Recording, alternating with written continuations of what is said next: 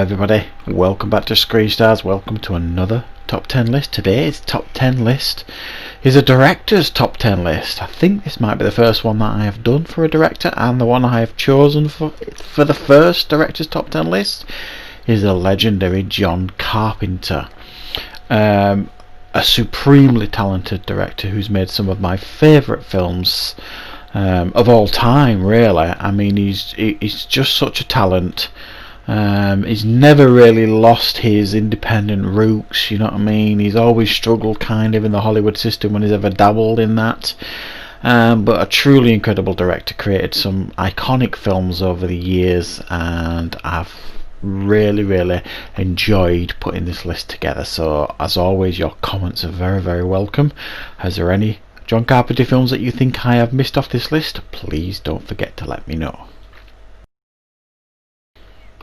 So as always, there are some that don't make the list, and the three that I have chosen that haven't quite cracked the top 10 are: the first one is Assault on Precinct 13, one of his very early films. It's a film that has been remade. I haven't seen the remake, but it is still an effective film, the original from the 70s, and it is still worth checking out. It's just not managed to crack my top 10. The second one I think is quite an underrated Carpenter film. It's Memoirs of an Invisible Man. Chevy Chase, Daryl Hannah, Sam Neill. A really good, like a dark comedy take on the Invisible Man film, and I think it's a pretty decent film. And the third one is Prince of Darkness. Probably a lot of people would put this on their top 10 list. I do enjoy this film.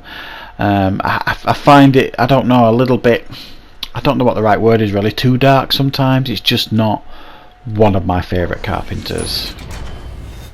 So coming in at number 10, I have chosen Christine.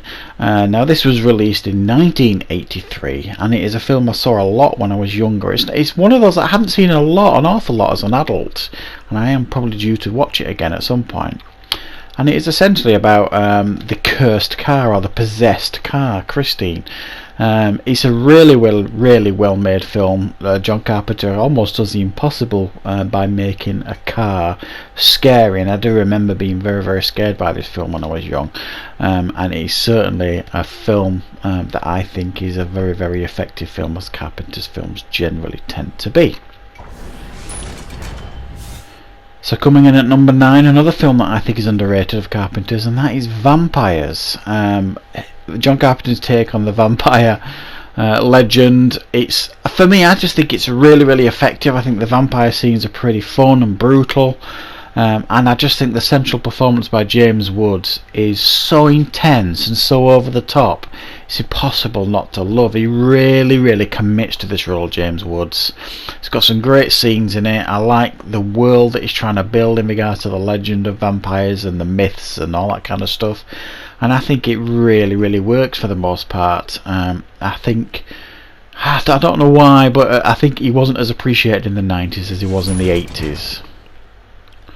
Coming in at number 8 is Starman, arguably his most commercial film, I suppose you could say, and it was a film that didn't do particularly well, which is a real shame, because it's a really well made sci-fi romance. Jeff Bridges plays this alien that comes to Earth and takes the form of Jeff Bridges. Again, for me, just highlights what an incredible actor Jeff Bridges is. I don't think he gets enough love sometimes, but a great performance by Jeff Bridges, brilliant chemistry between him and Karen Allen, and a really nicely made and effective film that deserved to be more recognised than it is, I think. Coming in at number 7, the B-movie classic They Live.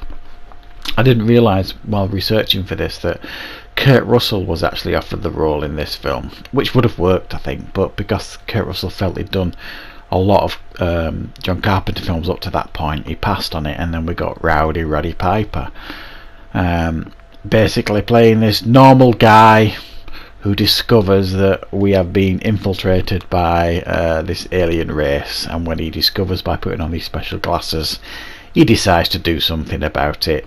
Really fun, really cheesy, really badass moments in this film, and it's a really nicely done and effective film by John Carpenter. Coming in at number 6, again another massively underrated film, and I think it's such a great film, this, In the Mouth of Madness. Sam Neill, who plays like this insurance fraud investigator who's trying to find out where this missing horror writer has gone. I think it's called Sutter Kane, something like that, played by Jürgen Prokhorov. So he goes on this search for him, and his search leads him down a really, really mad path, and it's just a really, really effective film. There's some really cool effects, I think, in this, and Sam Neill's performance is absolutely outstanding, and I think this is a horror classic personally.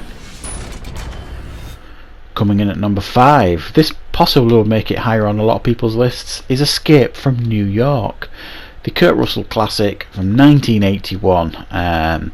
The sequel, Escape from LA, wasn't quite as well received, but this one is certainly a classic. Basically, Kurt Russell is a fugitive who's basically sent to try and save the president in essentially what is New York, that is a huge prison.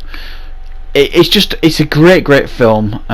It's a film I appreciate no more as an adult now. I wasn't as keen on it when I was young, I don't know why, but it's one I've appreciated more as time has gone on, that is for sure.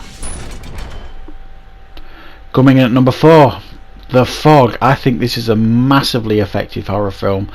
It affected me quite a lot when I was young. That scene at the beginning of the film where the guy's telling the story as the fog is coming in is just so brilliantly done, and then the fact that you're scared for a smoke effect. John Carpenter is so brilliant at filming horror that you're actually scared when you see the fog coming in. You literally, your heart's in your mouth.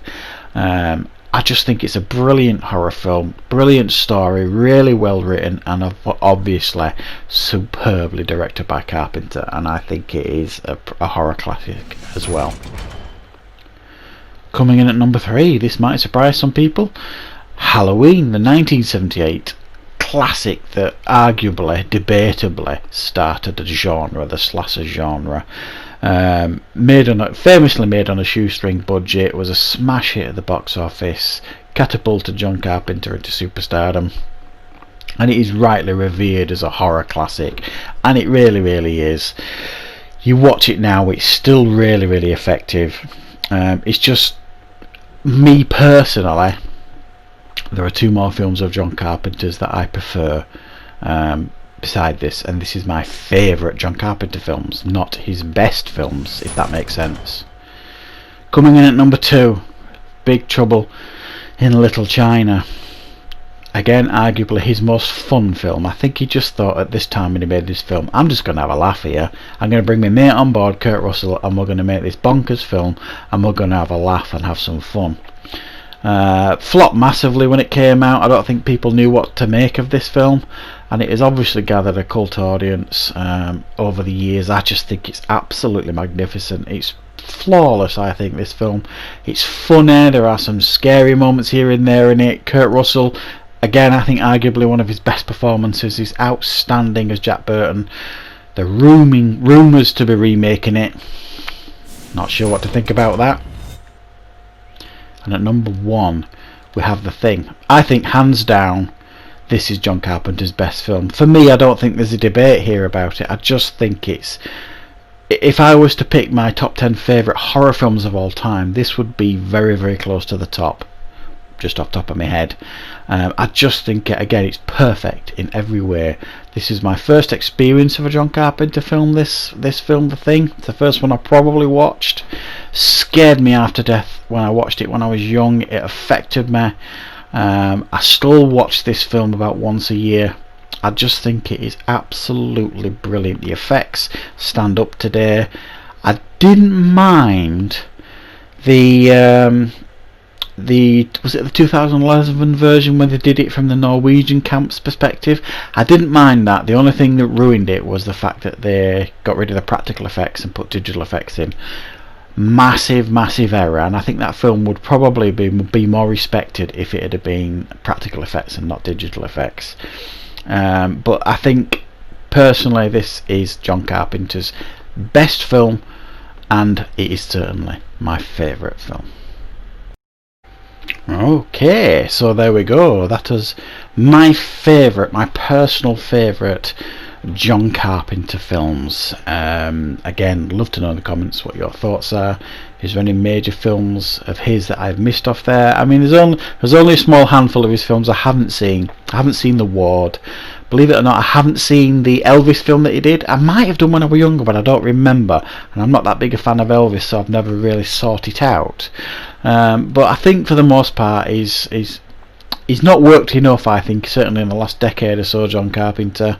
It's a real shame. I'm sure he's got an awful lot to offer still in regards to directing. So yeah, let me know actually in the comments, because I do have a copy of The Ward. I haven't seen it yet. I will get round to watching it. Let me know what you think about that film in the comments. And more suggestions, please. The top 10 lists are always very welcome, everybody. So I hope you enjoyed this top 10 list. Thank you very much for watching, and of course I'll see you back for more content on Screen Stars very soon.